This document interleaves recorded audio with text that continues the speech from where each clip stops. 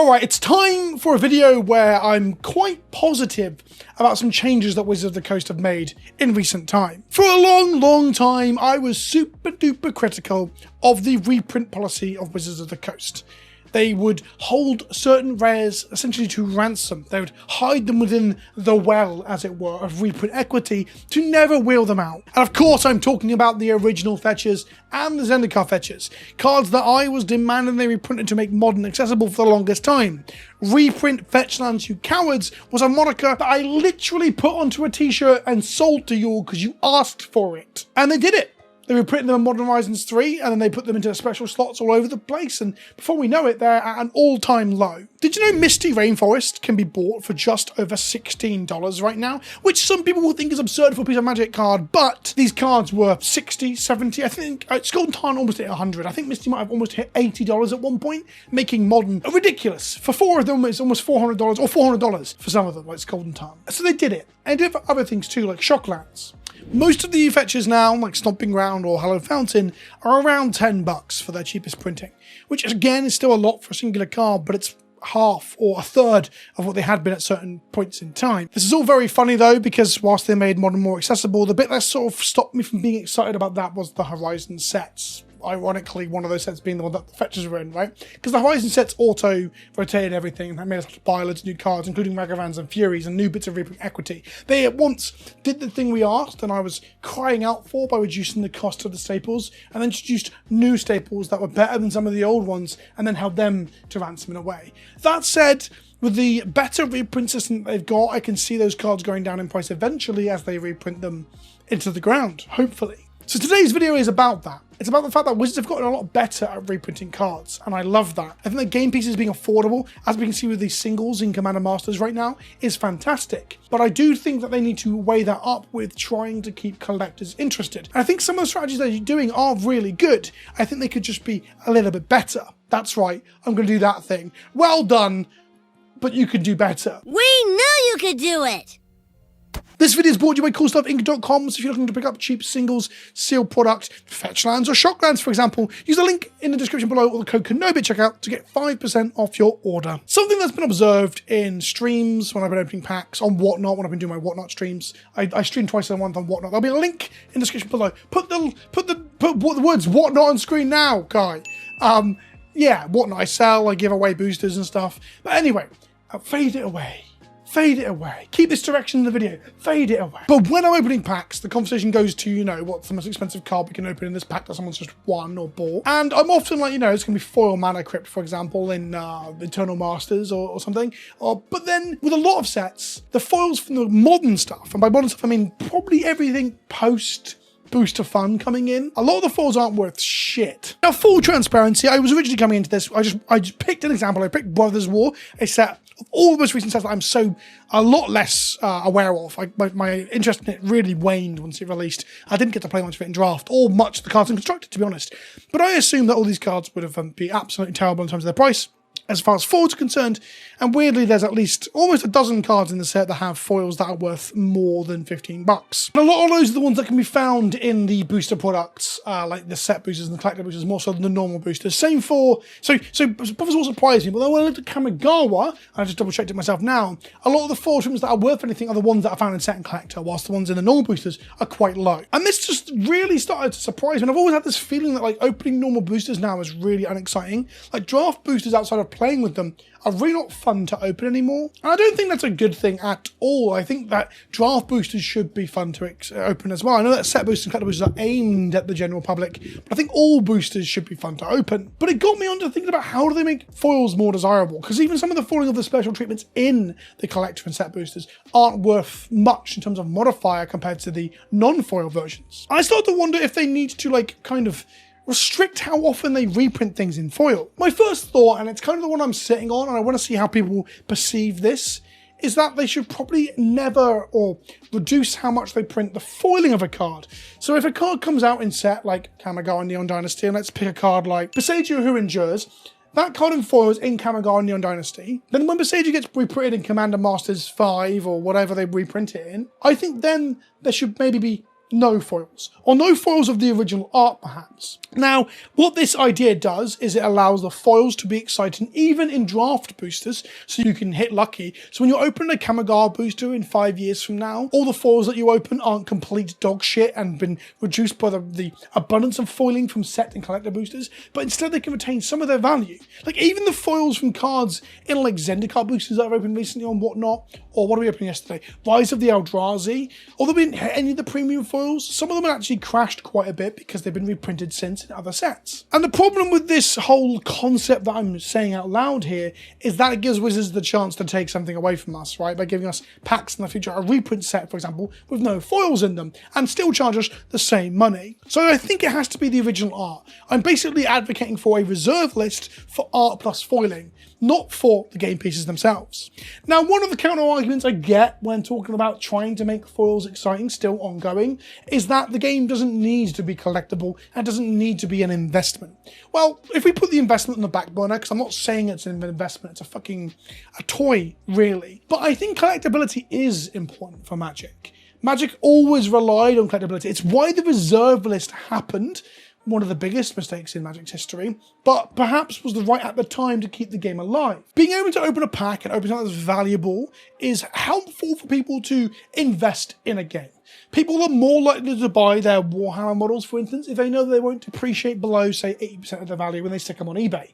And the same is with Magic. Buying a booster at £4.50 and being able to luck out when hit something that is 10, 15, 20, 40, 60, 80, or in the case of something I'm coming to in a minute, the serialized and the real chase stuff, just getting a full-on lottery ticket to get lucky. It allows you to justify the prices that they're already charging, which are too high. And I'm talking about normal boosters there. Once we get into the Commander Masters realm, where the packs are like fucking 15, 20 or 50 pounds, then it's just fucking like, it's almost impossible to justify those. And that's going to bring me to my next point about trying to figure out a way to keep the collectability alive whilst doing what they're doing, which is making the game pieces cheaper. Commander Masters is currently tanking prices. And in some ways, I'm happy for that. I know in many ways. Firstly, cards are affordable. Secondly, they've got an expensive set that will continue not to sell because the prices of the cards inside are tanking, because people are opening it wholesale to try and get the singles onto the market or something. It's a crazy time. However, there is one downside of that.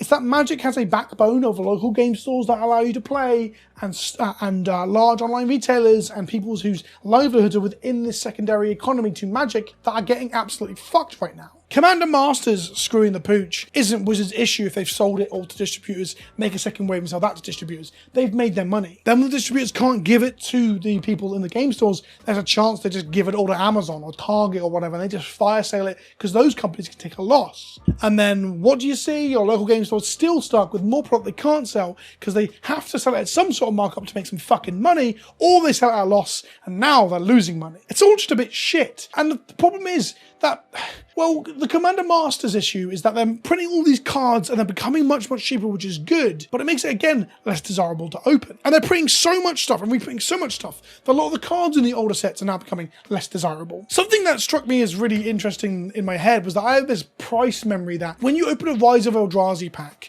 if you open an Inquisition of Kozilek, you've opened, $15, $20. But of course, Inquisition of Kozilek has been reprinted a dozen times, or not a dozen, half a dozen times at this point, with multiple arts that are better than the original, or as good, or better in some people's opinions, and more foiling treatments. And thus, it's not worth what it once was. A foil set original has got a premium. But it made me think about how, well, that's kind of diminished quite a bit the value in an old pack. Isn't that sad that old packs, vintage packs, things that should be special and exciting due to the actual scarcity, not the fabricated scarcity, they are actually diminishing the value inside those? And I know value isn't the be-all and end-all of Magic. I just wonder if making it so that art can never be used again would make the cards desirable again. Opening draft packs has become really fucking boring. And it's getting to the point now with the reprinting of older cards to make them affordable to play with, which I think is overall a net positive. It's making the older packs not exciting to open either. And again, that's going to have a knock-on effect in the secondary market as people are sitting on inventory that no one really wants to open anymore unless they're playing with it. Maybe that's a good thing. Maybe old packs don't reach the point where a booster box is $1,000 and we can draft it down the line. I don't really consider that.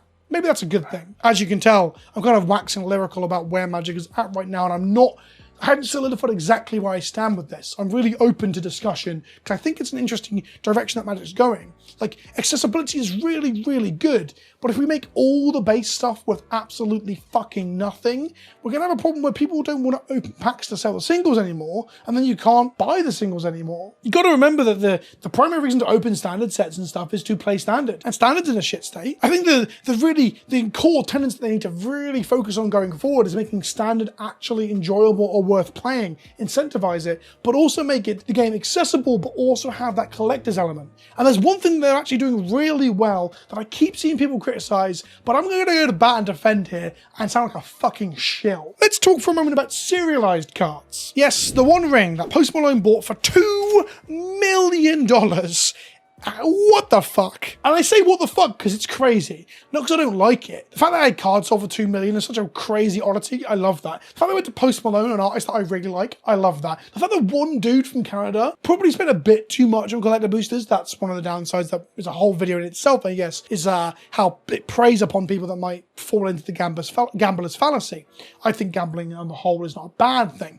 I think that obviously in moderation it's good for the majority. There are unfortunate individuals that will fall into those traps. But the fact that one guy's life was transformed by opening that is wonderful. And even though that's been open, there's still these chase cards of the foil dwarven, human, and elven soul rings as well, which are still going for several thousands because they are limited to hundreds for the foil ones and thousands for the non-foil ones. And they're doing it again. They're doing serialized cards for Doctor Who. Each Doctor has 500 and then its number. So the 13th Doctor has 513 available. And I think this is good because it does drive people to open packs. It drives people to be excited when they open a pack, and to get a chance at hitting that big fucking hit is wonderful. There are some problems with it though. I don't like the fact that it's only in the premium shit. Again, making draft boosters boring as fuck. I just don't think it can be a good thing. The main way to get cards into circulation, the opening of boosters, the mainline booster, the draft booster product that has the non-foils in it that don't warp, for example. Because let's be honest, foils are more for collectibles, blings, and commander, where non-foils should be for tournament play. While those cards are a bit are not exciting to open anymore. They ain't scarce. We aren't getting to that point yet where no one's opening the non-foils because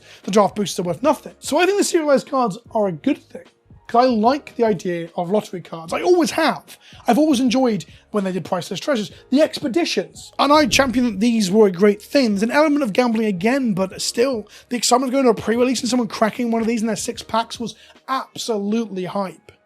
And I was angry when they took them away, when they stopped doing them, and I only put them into the premium packs, which is kind of where we're at now. But that said, if the premium stuff, like the extended arts and the confetti foils found in Wilds of Eldraine are only in the collector boosters, I can't really complain when we're getting the anime enchanted and normal enchanted cards in the draft boosters and set boosters. These cards, one of them was in Commander Masters and one of them wasn't, though people wanted it, and they're now both available in Wilds of Eldraine boosters. This is fucking awesome. The interesting thing is they're not quite the old premium lottery cards. I don't want to confuse you with that. The old premium lottery cards are like one in a case had a expedition. Whilst with these, each booster has one enchanted tales. It can be a common or uncommon one, but could be the rare ones too. I think Doubling Season and Parallel Lives will half in price because of this. And I think this is a good thing. And also I think with these is that when we come to these special slots, whether it be the expeditions and the masterpieces, or when it comes to the Strixhaven Archives or the Enchanted Tales cards from Wilds of Eldraine, this might be what I'm kind of talking about. It might be that we never ever see those arts reprinted again in those frames. These cards are unique to this. I think that's kind of where I want to be. Finance bros and MTG finance dickheads will all talk about how the expeditions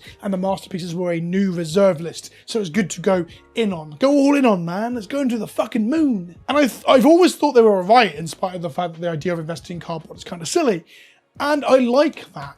I think that gives Magic these older cards that can be held onto or opened excitedly in years to come, and people can have their collections grow in some form of value, as wizards are tanking the price on the actual staples within the game. Basically, this is a very long-winded way of saying I think wizards are on the right track and they can tweak and improve things. I do really want them to make draft boosters exciting to open, and I think Wilds of Eldraine is actually doing that. Brothers War did it too, Strixhaven did it too. Opening the Mystical Archive slot, opening a foil Demonic Tutor in the Mystical Archive slot of a draft booster of Strixhaven was fucking awesome. I'm sure that's where I got it. Or am I misremembering it and opening a set booster? That'd be really funny if I'm misremembering it. Anyway, I want to hear what you have to say. Like I said, I'm not fully cemented on exactly where I am with this, but I do think wizards need to both do what they're doing, bring in those fucking staples down, but care about the collectability of alternate variants.